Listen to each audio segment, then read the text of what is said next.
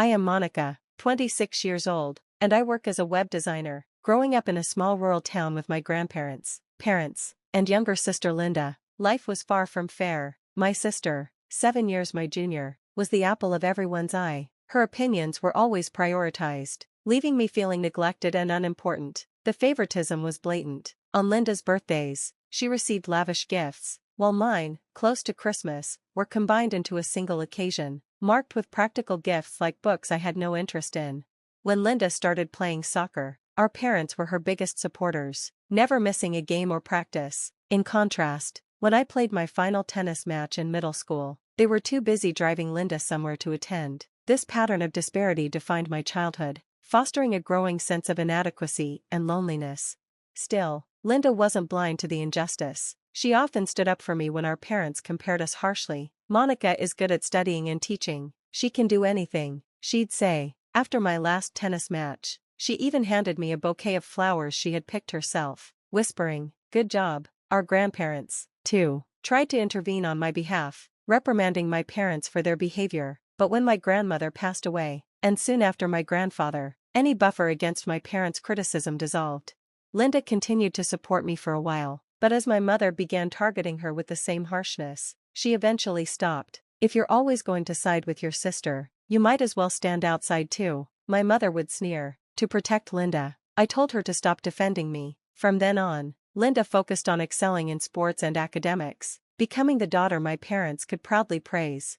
Meanwhile, our parents' finances took a hit after the funerals, and they informed me there was no money for college. My dream of studying design at university was crushed. Instead, I graduated high school and took a job at a small design company far from home. There, I worked tirelessly, starting as an office assistant but seizing every opportunity to learn from the designers. My passion for web design kept me going, and I spent weekends studying online courses to build my skills.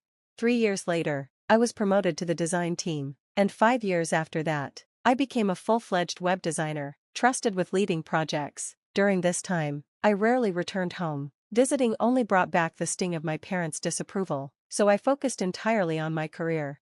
8 years after high school, I received unexpected news. Linda was preparing for university entrance exams, aiming for a prestigious medical school in the city. Despite everything, I felt proud of her. When she was accepted into her first-choice school, I congratulated her warmly. "Linda, congratulations, you've worked so hard, and I admire your dedication." She thanked me, her voice tinged with embarrassment, but soon revealed a concern. The school suggested a donation. "It's not mandatory, but Mom and Dad are worried about how it would look if we don't contribute. With tuition and living expenses already being so high, they don't know what to do." Linda planned to cover her living expenses with part-time work, but I could see the strain medical school would impose. My parents, unable to afford the donation, had pushed Linda to ask me instead of approaching me themselves. Their audacity left me stunned. Even though I resented their actions, I couldn't ignore Linda's predicament. I decided to support my sister, covering the donation and entrance fees so she could begin her new life at university. Linda moved into an apartment near the campus, and since it wasn't far from where I lived, I thought she could rely on me if she ever needed help. However, as she became immersed in college life, her responses to me grew increasingly curt. I'd get messages like, "I want to eat this," or, "I need this, please buy it for me," and I would arrange whatever she needed, supporting her in ways she couldn't ask of our parents. Occasionally, we'd meet for a meal, but even then, she remained distant, engrossed in her smartphone rather than engaging with me. When I tried to talk about her studies or lighten the mood, she'd brush me off, complaining that studying was hard. Her demeanor left me bewildered. At one such dinner, I tried to steer the conversation with a light-hearted comment. "Mom and Dad probably only care about you, though," I said, smiling, but Linda suddenly stared at me with an icy expression and snorted. "Of course, a medical student like me and a high school graduate designer like you are incomparable. No one cares about a job that doesn't even need qualifications like yours." Her words felt like a slap. "There's no need to say it like that," I replied, stunned. Linda rolled her eyes. "It's the truth. Being a designer is just a title. Anyone can make a website if they look it up online. You'd probably be better off getting a real qualification, but that's hard for someone who only graduated high school." I tried to defend myself. "It's not that simple. I'm studying and working hard every day. You shouldn't judge without understanding." Linda dismissed me with a displeased glance and clicked her tongue. Dad and Mom are right. They say you're a disappointment. Someone who couldn't even go to college. I'm only here because they told me to watch over you and make sure you don't fall any lower. I froze, her words sinking in like stones. Memories of my parents comparing us since childhood rushed back. Linda is smart, kind, and dependable, while Monica is stupid, clumsy, and can't do anything. I lowered my head, feeling like I couldn't breathe. Seeing me bow my head, Linda mistook my silence for tears and smirked. I'm going home now, she said briskly and left. Living on her own had transformed Linda. Surrounded by exceptional people and showered with praise from our parents, she fully believed in the image they painted of her as a prodigy destined to be a top doctor. Meanwhile, their disdain for me was reflected in her tone and attitude, as though she had absorbed their judgment entirely. That winter, as usual, I returned home for the holidays. My parents had asked me to come back with Linda, who hadn't visited since starting university. When we arrived, it was clear who the focus of their attention was. The table was piled high with steak, pizza, and treats to celebrate her visit. That evening, neighbors, relatives, and even Linda's old classmates gathered for a grand party. Linda basked in the attention, boasting loudly about her life at university. Mom keeps asking me to come home more often, but you know how tough it is at the country's most prestigious medical school. I can't just leave my team projects or relax at home. People are always contacting me about something, and it's exhausting. I busied myself in the kitchen, avoiding the spotlight, but I could hear her voice dominating the conversation. To the parents and relatives, her boasting seemed fine, but to the neighbors and classmates, it must have sounded grating. When I brought out a tray of wine, an elderly neighbor tried to shift the attention to me. Monica, aren't you working in design? Before I could respond, Linda and my parents cut in. You can't really say much about her. She's trying, but she didn't even go to college. She's such a disappointment, my mother said bluntly.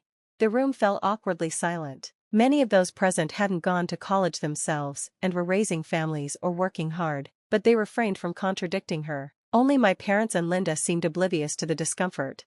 Feeling humiliated, I tried to slip away, but Linda stopped me. You still come home a lot, don't you, Monica? I guess you don't think about anything. Maybe that's why you're so bold, she said, laughing loudly.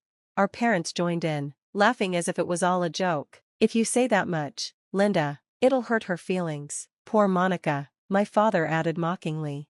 My anger boiled over. I clenched my fists and managed to squeeze out. It's better if I don't come back next year. I get it. Relatives and neighbors looked at me with concern, but I ignored them, putting down the tray and grabbing my coat and bag.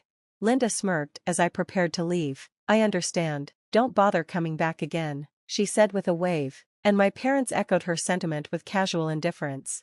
Heart pounding with anger and sorrow, I stepped out into the cold night, leaving behind the people who had so thoroughly dismissed me. I didn't look back. As I headed to the station, I fought to suppress the storm of emotion swirling within me. Returning home always left me with a heavy heart. When I was aspiring to be a web designer, I could use my studies as an excuse to distance myself from my parents. But as I grew older and advanced in my career, I found it harder to sever ties completely. The lingering sense of familial obligation weighed on me, even as I struggled to reconcile the disappointment and anger I felt toward them. Linda was still a university student, young and inexperienced in the realities of working life. Perhaps that's why she couldn't grasp how much effort it took to navigate society independently. I told myself that our parents had likely done their best in their own way to raise their children. Still, it was undeniable that they had spent years putting Linda on a pedestal, praising her as a genius while adopting a condescending attitude toward me. That winter, Linda's terrible behavior during our family gathering solidified my resolve. I realized that if I truly valued my own work and self-respect, I couldn't continue this toxic relationship, even with my own family. It was in that moment I decided to cut ties for good. Months passed after that decision. One day, I received an unexpected call from Linda. When I didn't answer, she persistently left messages, urging me to pick up. Reluctantly, I finally answered. Did you pay my tuition properly? Linda's voice carried a mixture of urgency and entitlement. I responded calmly. I paid the donation and the entrance fee before you enrolled. What about this year's tuition? The university is asking for it urgently, she replied. I don't know anything about that, I said. Even over the phone, I could sense Linda's discomfort. Indeed, I had drained my savings to cover her initial costs, the entrance fee, donation, and tuition for her first year. Those expenses had almost depleted my finances at the time, and I'd planned to pay subsequent fees as they came due. But after the incident at the end of the year, it was inconceivable that they would expect me to continue supporting Linda, especially after being told not to come home. I paid the donation because I wanted to support you, I said firmly. Didn't mom and dad send you to an out-of-state private university because they could afford the tuition? Or did they do it knowing they didn't have the money? That's not it, Linda stammered. I have wealthy friends, so there are other expenses besides tuition and living costs. Mom and dad somehow managed those, but now they don't have the money for tuition. That's why they told me to contact you. It all made sense. My parents had likely counted on my financial support from the start, especially after I advanced in my career. I had moved to a major design firm, where my skills were recognized, and my salary had increased significantly, while I had saved diligently. My support for Linda was meant to be temporary, not a permanent obligation. From the sound of it, the savings meant for her education had been squandered on her leisure activities. Despite this, I no longer had the emotional capacity to forgive. Helping with the tuition wouldn't have been financially difficult, but I refused. A few days later, my parents called, demanding I pay Linda's tuition. Their accusatory tone only deepened my resentment. It was clear that they didn't see me as part of the family, only as a source of money. Their lack of respect and consultation made it impossible for me to comply.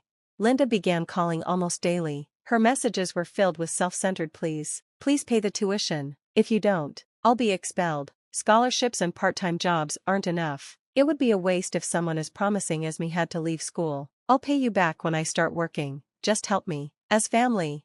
She even left absurd messages like, if you're upset because they told you not to come home, I can try persuading mom and dad. I saved her messages in a separate file, then deleted everything else and blocked her number. No one deserves to be treated as a doormat just because they're family.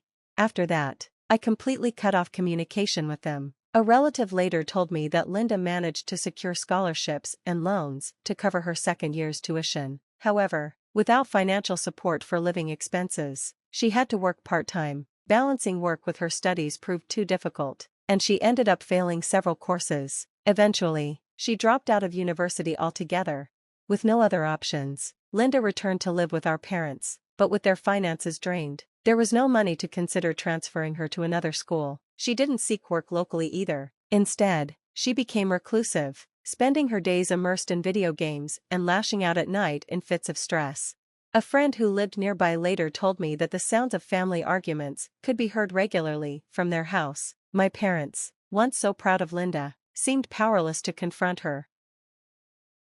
As time went on, things only worsened. My father, under immense stress, caused a scandal while commuting to work. He was accused of groping a woman on the train, and though the case was settled without charges, he resigned in shame. My mother, who had little work experience, struggled to find a job that could sustain the family. They occasionally tried to contact me through relatives, but their messages were always the same, demanding and unapologetic. Eventually, even the relatives lost patience. We'll handle it here. Don't worry, they told me, cutting off any further attempts at communication. I heard through the grapevine that Linda and my father, both unemployed, were living in near destitution. My mother, frustrated and overwhelmed, had disappeared entirely, leaving them to fend for themselves, without any goodwill left in the neighborhood. Help from others was non-existent. Meanwhile, my life had taken a different path. My career as a designer flourished. I was invited to join a major project that would leave my name known in the industry. With the project wrapping up and my savings secure, I decided to pursue a long-held dream, taking university entrance exams. Now, I plan to study business management, with the goal of going independent in the future. For the first time in years, my heart is racing with excitement for the challenges ahead.